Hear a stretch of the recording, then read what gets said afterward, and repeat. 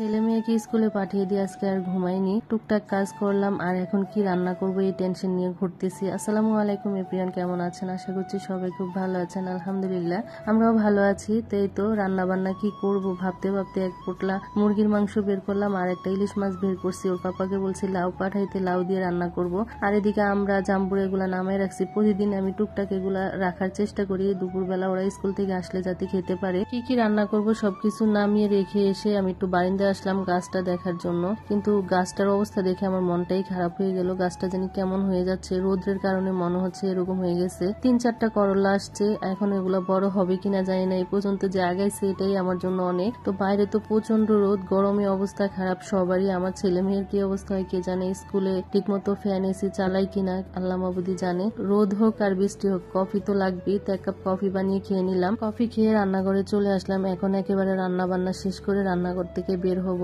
সবকিছু কাটার পরে যে লাউ পাঠাইছে, তো এখন লাউটা কেটে নিচ্ছি টেবিলে বসে। আর লাউ কেটে রান্না বান্না শেষ করে আমি অনেকগুলো রসুন ছিল এগুলা ছিলে ফেললাম। আর এই যে আমার রান্না বান্না, ভাত বসিয়ে দিছি, তরকারি রান্না করা শেষ, করলা ভাজি করছি, লাউ শাক ভাজি করছি। একটা ভিডিও শুরু করলে আর লাস্টে যে ভিডিও করতে হবে আমার মনেই থাকে না। তো যাই হোক রান্না বান্না খাওয়া দাওয়া সবকিছু হয়ে গেছে। তো রাত্রের বেলা হচ্ছে যে ওভেনটা নিয়ে আসছি, 2-3 দিন যায় ঘুরে আসছি। ওভেনটা ছিল না এজন্য আনা হয়নি, একটা ছিল যেটা মানে আনবো না আমরা, ইনটেকটা আনার জন্যই হচ্ছে রেখে আসছি। তো পরে যে আসছে, পরে যে এই লোক পাঠিয়ে দিয়েছে, মানে যে এইখান থেকে আনছি ওইখান থেকে পাঠিয়ে দিয়েছে এই লোকটাকে দিয়ে। তো ওভেন তো এখন সেট করা হবে না, ওর পাপা আসলে কিভাবে সেট করবে উনি জানে। তো এদিকে হচ্ছে সামিয়া সামিরকে পড়াচ্ছি, পড়ানো শেষ হয়েছে, পরে ওর পাপা আসছে, পরে যে ওভেনটা খুলতে আসলাম। তো এখন হচ্ছে ওর পাপা সেট করে দিবে। আমি যেহেতু সেট করতে পারবো না, সুইচ টুইচ দিতে পারবো না, এই জন্য আমি আর রিক্সটা নেই নে। তো এদিকে কার্টুনটা খোলার পরে আমার ছেলে কার্টুনের ভিতরে বসে আছে, কি একটা অবস্থা। ও কার্টুন পাইলেই হয়েছে এগুলা নষ্ট করার জন্য বসে থাকে। জায়গার তুলনায় ওভেনটা আমাদের বড় হয়ে গেছে, আগের ওভেনের থেকে এটা একটু বড়।